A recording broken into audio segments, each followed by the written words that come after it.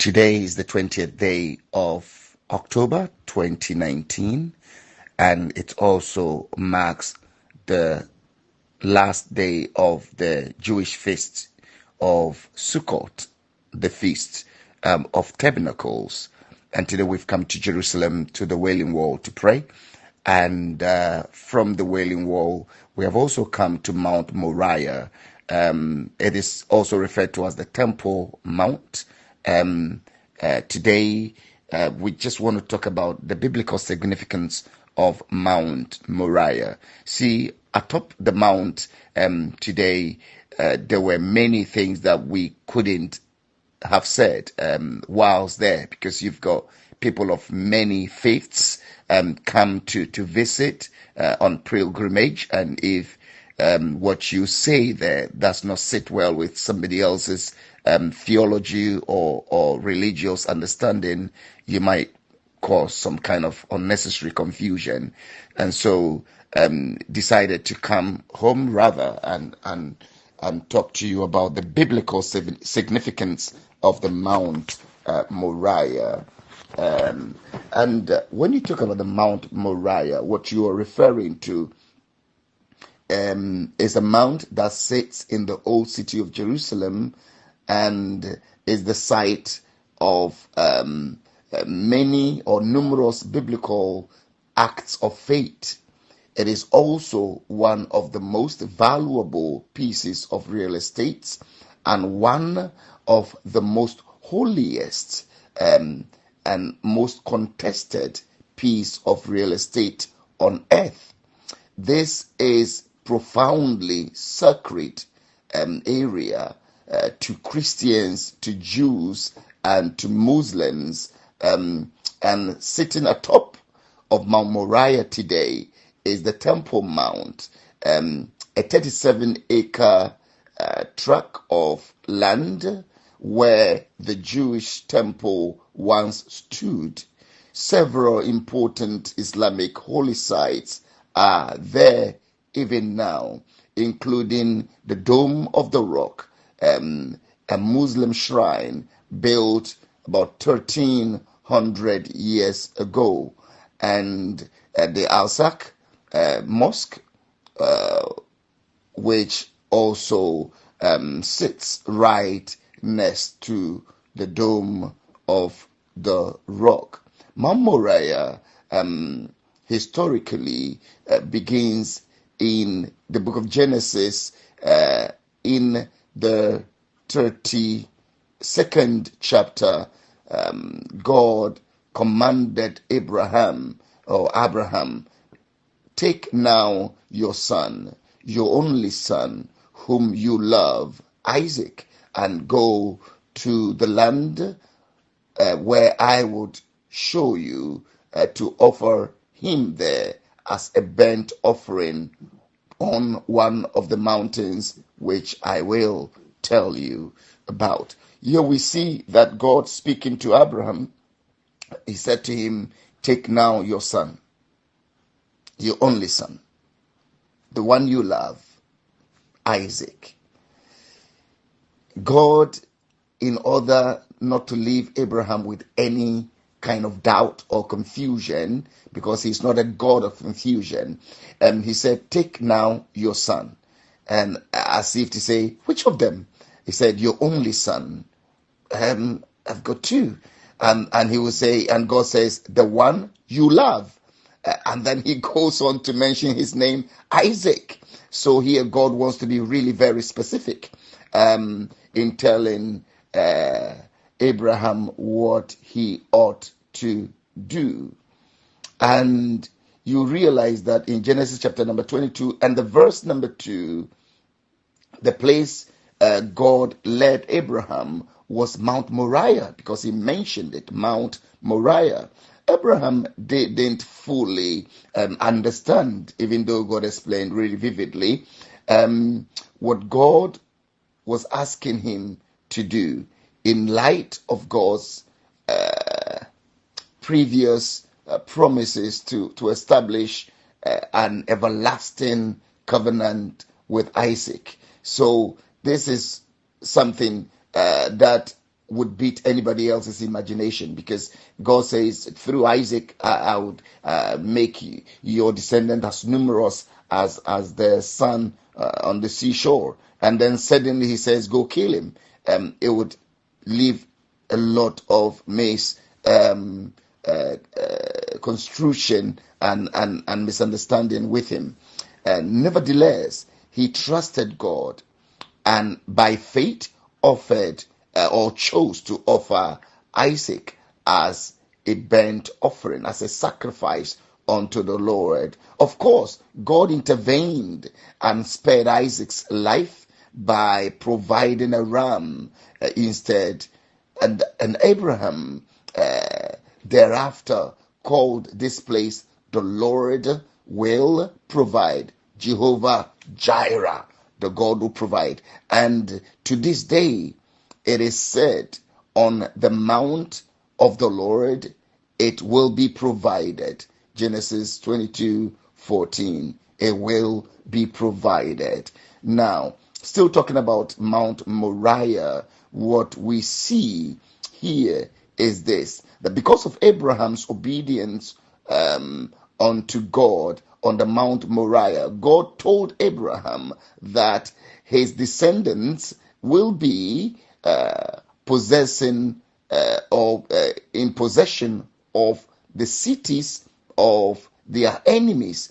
And throughout history, we have seen how God, even though got them spread all over, but yet made them prosperous and numerous. All nations on earth, God says, will be blessed because you obeyed me. Verse 17 and 18. About 1,000 years later, at this very location, David bought the threshing floor belonging to Araunah, the Jebusite, and built an altar to the Lord, so that a plague may be held back from the people. Remember in the book of 2 Samuel chapter number 24 verse 18 to 21, God has said that choose one of these things that will befall you, because you have numbered the people of Israel. I have not asked you to number them. Therefore, these are the three things that will befall you. Choose one. And 3 days of your enemies coming to take over your land, or 3 years of famine, or a plague will befall you. And David said famously that I would rather fall in the hands of God than in the hands of man. So it was due to this that David went up to buy the threshing floor, and he offered sacrifices unto God, and God said to the angel which was bringing destruction unto Israel, enough is enough. So it was on this Mount Moriah that the famous Araunah's field, threshing floor, was bought, and a sacrifice to God was made. After David's death, his son Solomon built a glorious temple on the same Mount Moriah, the same site. Solomon's temple lasted for about 400 years until it was destroyed by King Nebuchadnezzar, or Nebuchadnezzar's army, around 587 to 586 BC. 70 years later, the temple was rebuilt on the same site by the Jews who returned to Jerusalem following the Babylonian captivity around the 1st century.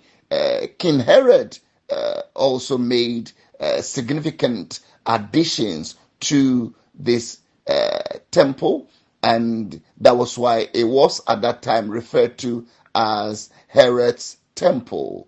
It was the same temple that Jesus cleansed in the day. Why? Because the people had turned the place into a den of thieves, according to John chapter 2 verse 15. You see, if Jesus was here today, he'll be cleansing a lot of temples and a lot of places of worship, because many have turned churches into business centers where they sell anything they could lay their hands on. In places they'll be selling deliverance and healing and breakthroughs, and they'll say, this is breakthrough oil, buy it for this amount. This is deliverance oil, you have to buy it for that amount. This is buy this or pay £1,000, $1,000 to break the back of poverty forever, and all the rest of it. And people have turned places of worship into a den of thieves. But you see, Jesus said something very, very significant, that my house shall be called the house of prayer. And so up until today, people who go to the Wailing Wall, people who go to Jerusalem to pray, they mimic what Jesus said and put it into action, put it into force. They go there not to offer sacrifices, not to buy rams and bulls and sheep to offer as sacrifices, but they go there purely and simply to pray. Back to Mount Moriah. In AD 70, the Roman army, led by Titus, son of the emperor, whose name is Vespasian, once again destroyed the temple.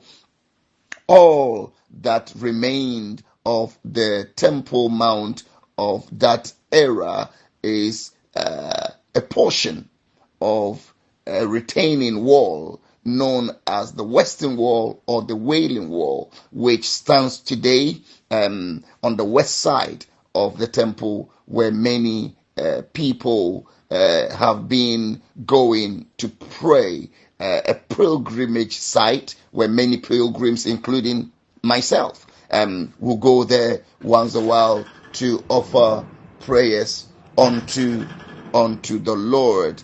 The same goes with the fact that the God who first called Abraham to Mount Moriah still has a plan for the place. And also to say that the Bible indicates that a third temple will be built on or around the same site of Solomon's temple. This would seem to present a problem, given the political obstacles that stands in the way.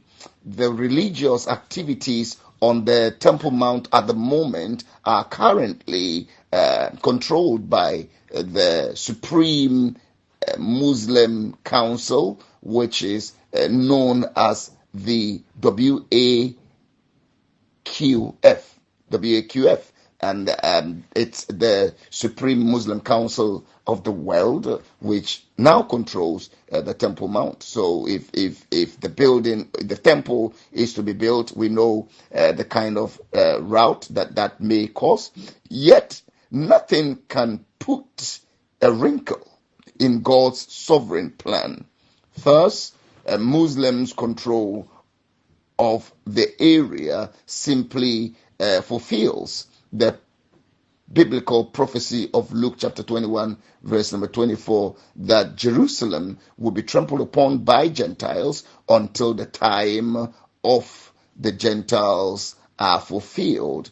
Today, I want you to know that the Mount Moriah presents to us a very important place of sacrifice and a place of worship for every believer across the world. Why is it that on that particular mountain, God insists that sacrifices be made and people be rescued and plagues be put back, simply because people have gone on to the place, Mount Moriah, to pray? Today, I pray for you that wherever you are in the world, wherever you lift up your hands and kneel to pray, that will be